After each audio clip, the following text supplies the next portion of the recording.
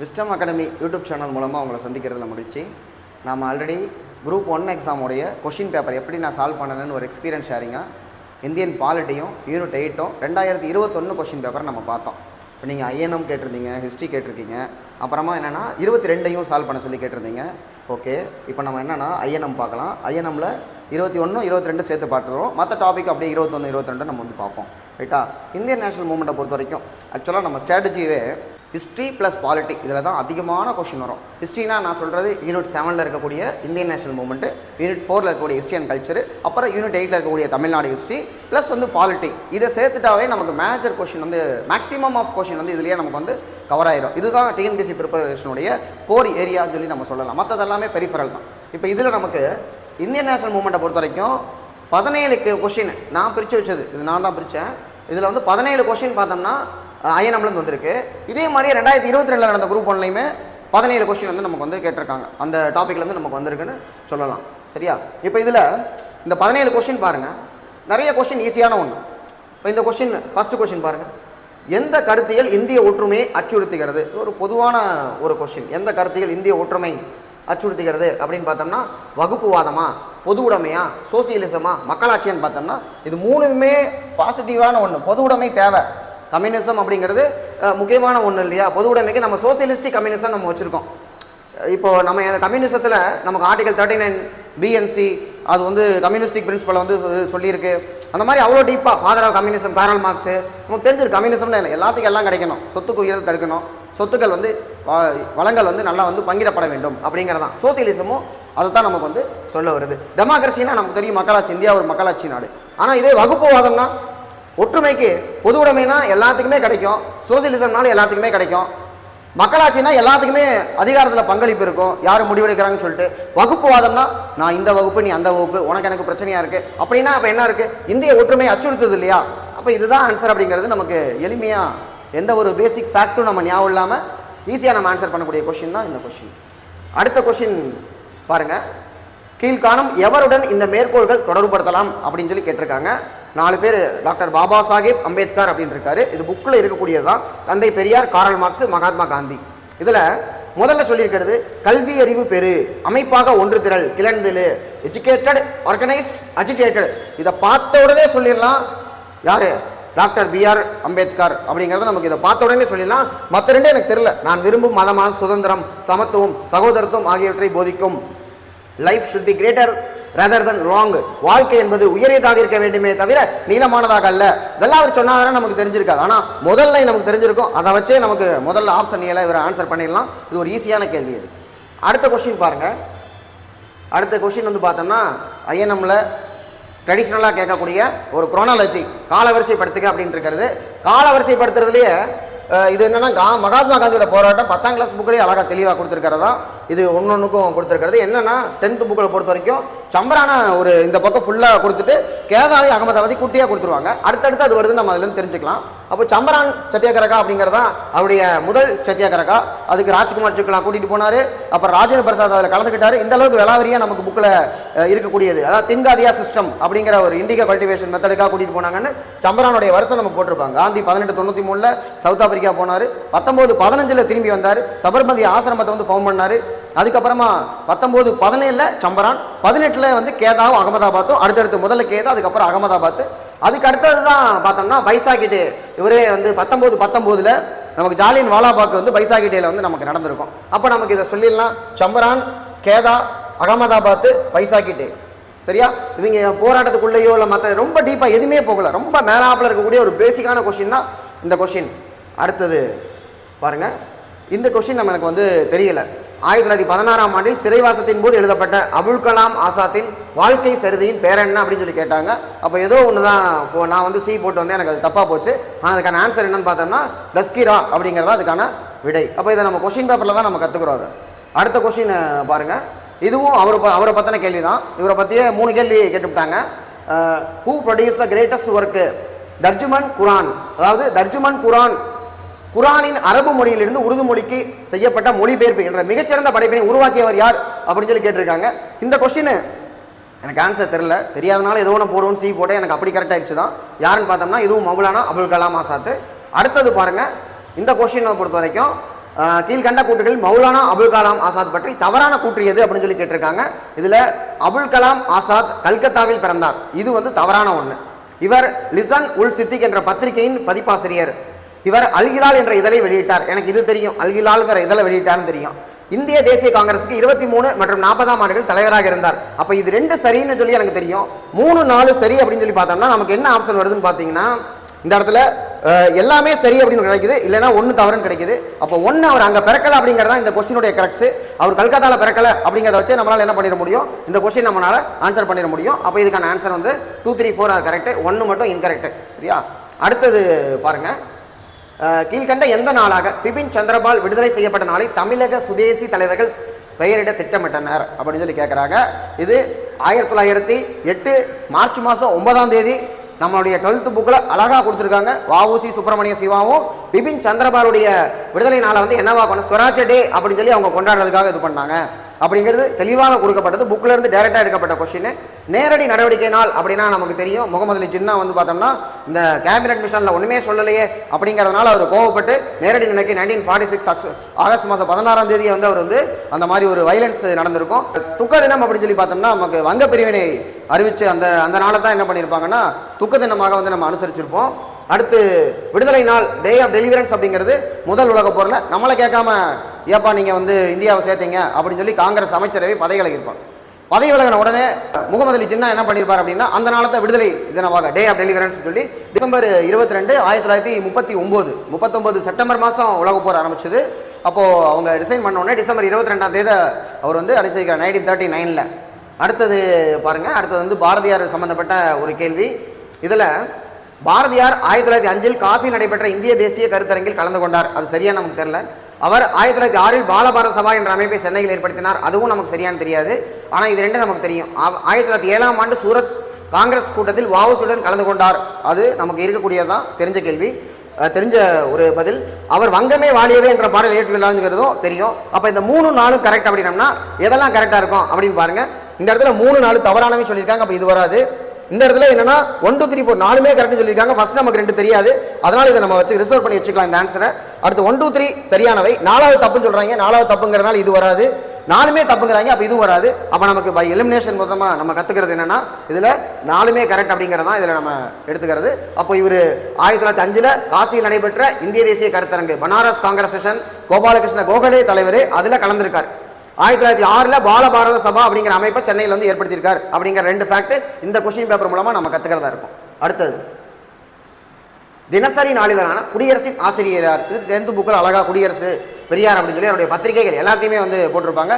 குடியரசு, ரிவோல்ட்டு, புரட்சி, பகுத்தறிவு, விடுதலை 1925, 28, 33, 34, 35 இந்த ஆர்டர்ல வரிசையா இருக்கும். அதை ஆர்டர் பண்ண சொல்லியும் கொஸ்டின் வந்து ஏற்கனவே வந்து கேட்டிருக்காங்க. அப்போ இது ஒரு ஸ்டாண்டர்டான கொஸ்டின் அது.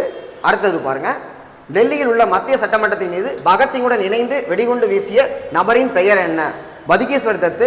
இந்த கேள்வி கேட்கறதுக்கு முன்னாடியே இப்போ நான் ப்ரீவியஸ் இயர் கொஸ்டின் தான் படிச்சுட்டு போவேன் எக்ஸாம் பொறுத்த வரைக்கும், வேற ப்ரிப்பரேஷன் டைம் இருக்காது.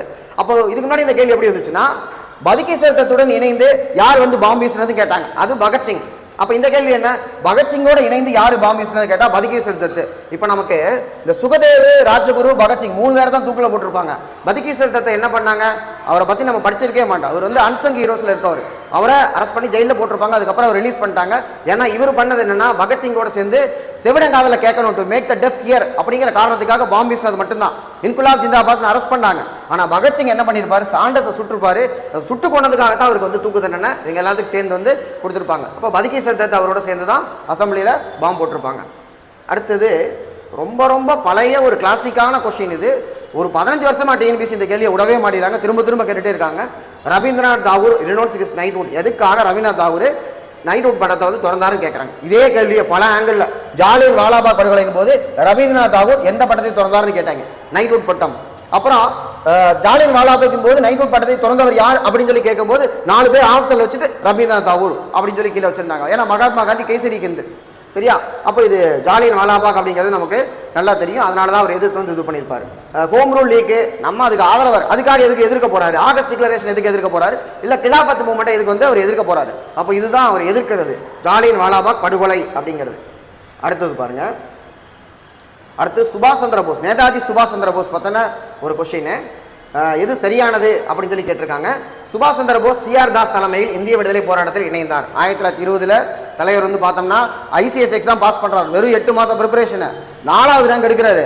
எடுத்து ஐசிஎஸ்ல போய் ஏண்டா இந்தியாவே வந்து ஒத்துழையாமைக்குன்னு சொல்லிட்டு எதிர்த்து போராடிட்டு இருக்காங்க, நான் போய் உங்க கூட சேர்ந்து ஐசிஎஸ் ஆஃபீஸரா வேலை செய்ய போறேன்னா அப்படின்னு டப்புன்னு ரிசைன் பண்ணிவிட்டார். ஒவ்வொரு இங்கிலாந்துல இருக்கக்கூடிய இளைஞர்களுடைய கனவு இந்தியாவில் ஐசிஎஸ் வாங்கணும். ஏன்னா ஐசிஎஸ்க்கு தெரியும் இந்திய ஆட்சி பள்ளியின் தந்தைன்னு காரணவாளி சொல்லுவோம். கலெக்டருங்கிற ஒரு போஸ்ட்டை கிரியேட் பண்ணவர். அப்போ அந்த போஸ்ட் கிரியேட் பண்ணும்போது வேர்ல்டுலேயே ஹையஸ்ட் பெய்டு போஸ்ட்னா அதுதான். 1500 ரூபா பெருமாள் சம்பளம் உலகத்தில் வேற எங்கேயுமே எந்த வேலைக்குமே கிடையாது. அப்போ அந்த வேலைக்கு போகணும்னு இங்கிலாந்தில் இருக்கக்கூடிய ஒவ்வொரு இளைஞரும் கனவு காங்குறாங்க. அதே மாதிரி தான் இந்தியாவில் இருக்கக்கூடிய ஒவ்வொரு இளைஞர்களுக்கும் அது எவ்வளவு பெரிய ஒரு கனவு பதவியா இருக்கும். அந்த பதவி கிடைச்சும் அதை வேணான்னு ரிசைன் பண்ணிட்டு சிஆர் தாஸ் தலைமையில் கல்கத்தாவில் இவர் என்ன பண்றாரு, விடுதலை போராட்டத்தில் வந்து இணைகிறார். கல்கத்தா தான் இவங்களுடைய பேசு, வங்க சிங்கம் அப்படின்னு சொல்லி இவங்களை வந்து சொல்லுவாங்க. 1921 வேல்ஸ் இளவரசர் கல்கத்தாவுக்கு வருகை புரிந்த போது, கல்கத்தாவில் அவர் இருக்காருன்னா அங்க அவர் வர்றாரு அப்படின்னா எதிர்க்காமலா இருப்பாரு. அப்ப எல்லாருமே வேல்ஸ் இளவரசர் வருகையை எதிர்க்கிறாங்க. அப்ப இவரும் அதுல கலந்திருப்பார் அப்படிங்கிறத நம்ம தெரிஞ்சுக்கலாம். 1927 சைமன் கமிஷனை இவர் புறக்கணித்தார். பின்ன சைமனை வாங்கன்னு வரவேற்பாங்களா? சைமன் கமிஷன் இந்தியாவே எதிர்த்துட்டு இருக்கு. இன்னொன்னு என்னன்னா, சைமன் கமிஷன் அப்பாயின் பண்றது 27 நம்ம பாட்டுக்கு செவனைன்னு எடுத்துக்கிட்டு இருக்கோம். அந்த நேரத்தில் என்னன்னா சைமன் கமிஷன் ஒரு கமிஷன் அப்பாயின் பண்ணி 7 பேர் இருக்காங்க. 7 பேர்த்துல இந்தியாக்காரன் ஒருத்தன் கூட இல்லை. அப்ப நம்ம கேட்கிறோம், ஏண்டா எங்களுக்கான ஒரு சட்டத்தை போடுறீங்களே, இதுல நாங்க ஒருத்தர் கூட இருக்க மாட்டோமா அப்படின்னு கேட்டா, பிரிகன் கெட்டுங்கிற செக்ரட்டரி ஆஃப் ஸ்டேட் சொல்றான், உங்களுக்குலாம் தகுதி இருக்கா, எல்லோராலும் ஏற்றுக்கொள்ளக்கூடிய அரசியலமைப்பை நீங்க ஏற்றுறீங்களா அப்படின்னு கேட்டோன்னே சுல்லுன்னு அப்படியே பயங்கரமா நம்ம கோவம் வருது. அதை சேலஞ்சா எடுத்துக்கிறது யாருன்னு பார்த்தோம்னா மோதிலால் நேரு. அப்ப இந்த மோதிலால் நேரு தலைமையில 1928 நமக்கு என்னன்னா நேரு அறிக்கை கொடுக்கப்படுகிறது. இது நமக்கு தெரியும். இந்த நேரு அறிக்கையை தயாரிச்சது 8 பேர் கொண்ட குழு. அந்த குழுல நேதாஜி சுபாஷ் சந்திர போஸ் ஒரு உறுப்பினர். அப்ப இவர் சைமனை ஆதரிக்க போறாரா? அப்ப கண்டிப்பா அவர் புறக்கணிச்சிருப்பார். இன்னொன்று ஜவஹர்லால் நேருவும் அதுல ஒரு உறுப்பினராக இருப்பாரு. இந்த நேரு அறிக்கையில் இவங்க கேட்கறது என்னன்னா டொமினியன் அந்தஸ்து அப்படின்னு சொல்லி கேட்கறாங்க. கேட்கும்போது சுபாஷ் சந்திர போஸ்க்கும் ஜவஹர்லால் நேருக்கும் கோவம் வந்துருது. 2 பேருமே சண்டை போடுறாங்க. யார்கிட்ட? மோதிலால் நேருட்ட. அப்பாட்டையே ஜவஹர்லால் நேரு சண்டை போடுறாரு. கேட்கறதா கேட்குறீங்க, முழு சுதந்திரம் கேட்க வேண்டாமா, எதுக்கு அவங்கள்ட்ட போய் டொமினியன்லாம் கேட்டுக்கிட்டு இருக்கீங்க அப்படிங்கிறாங்க. பஞ்சாயத்து யார்ட்ட போகுதுன்னா பஞ்சாயத்து தலைவர். அப்ப எல்லா பிரச்சனைக்கும் ஒரே தீர்வு மகாத்மா காந்தி. அவர்கிட்ட போனோன்னே, எப்பா நம்ம ரொம்ப நாளா போராடிட்டு இருக்கோம், நம்ம போராட்டத்துக்கான வெற்றி கிடைக்கலனா நம்ம நோக்கத்தை மாற்றக்கூடாதுப்பா, போராடக்கூடிய முறையை மாற்றணும், இந்த பயில்களுக்கு 1 வருஷம் டைம் கொடுப்போம், செய்யலைன்னு வச்சுக்கோங்க, அப்புறமா நம்ம அடுத்த கட்டத்துக்கு போகலாம் அப்படின்னு இவங்க 2 டிமாண்ட் வைக்கிறாங்க. ஒன்று என்னன்னா 28 29 1929 வரைக்கும் உனக்கு 1 வருஷம் டைம்.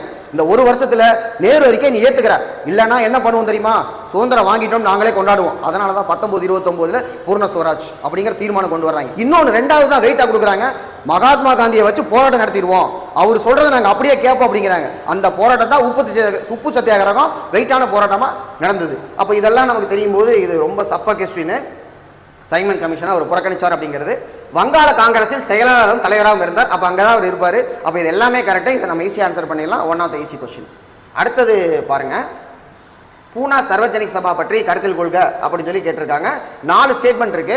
இந்த 4 ஸ்டேட்மெண்ட்ல பூனா சர்வஜனிக் சபானா 10th புக்லேயே நமக்கு இருக்கக்கூடியது என்னன்னா, எம்ஜி ராணடே அவரோட பேரை போட்டு அவர் 1ல மெம்பர், எதுல பிரார்த்தனை சமாஜ்ல, மற்ற 3லையும் என்னன்னா ஒரு ஃபவுண்டரா இருப்பார். அதுல ஒண்ணுதான் பூனா சர்வஜனிக் சபா 1870 அப்படிங்கிறது.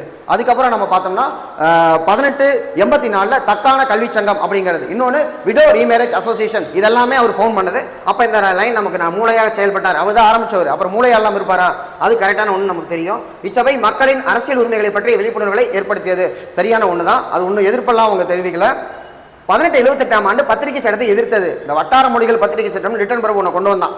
என்னன்னா 77 ஒரு தர்பார் நடத்துவான், டெல்லி தர்பார் அப்படின்னு சொல்லி கிராண்டா. அப்பதான் பஞ்சம் வந்து இந்தியாவில் நிறைய பக்கம் வந்து பஞ்சத்தில் இருக்கும். ஏண்டா இந்தியாவே பஞ்சத்தில் இருக்கு, நீ என்னமோ தர்பார் நிறைய செலவு பண்ணி நடத்திக்கிட்டு இருக்க, உங்களுக்கு தெரியுமா இந்தியாவினுடைய மகாராணி யார், விக்டோரியா தான் அப்படின்னு சொல்லி பிரகடனப்படுத்துறான். இந்த வேலையை பார்த்தோன்னே நம்மளுக்குலாம் கோவம் வருது. பேப்பர்ல எல்லாம் எழுதுறாங்க. என்ன எழுதுறாங்கன்னா, ரோம் நகர் பத்தி எறிந்த போது நீரோ மன்னன் பிடில் வாச்சிட்டு இருந்தான். இவனை சொல்லல, ஏன்னா இவன் அதான் பண்ணியிருக்கான். ரோம் பத்தி எறிஞ்ச போது அவன் பிடில் வாச்ச மாதிரி இவன் என்ன பண்ணிட்டு இருக்கான், எல்லாம் பஞ்சத்தில் இருக்கும்போது இவன் பாட்டுக்கு விக்டோரியா தான் மகாராணின்னு சொல்லி பிரகடனப்படுத்திட்டு இருக்கான் தர்பார் நடத்தி. அப்போ இது எழுதுனோடனே நினைக்கிறான், என்னடா என்னை எழுத்து நீங்க பேப்பர்ல எழுதுறீங்களா, உங்களை எழுத விட்டுருவா நான் அப்படின்னு வட்டார மொழிகள் பத்திரிகை சட்டம் கொண்டு வர்றான். அதன்படி என்னன்னா, அவங்களை எழுத்து ஏதாவது எழுதணும்னா அவங்க பாட்டுக்கு பிரஸை சீஸ் பண்ணிடுவாங்க. சரியா? அப்போ இந்த சீஸ் பண்ண போறாங்கிறதுனால ஒரு பத்திரிகை வந்து எழுதிருச்சு, சீஸ் பண்ண வர்றாங்க. அந்த பத்திரிகை பார்த்தோம்னா வங்காள மொழியில இருக்கு. என்ன மொழி? வங்க மொழி.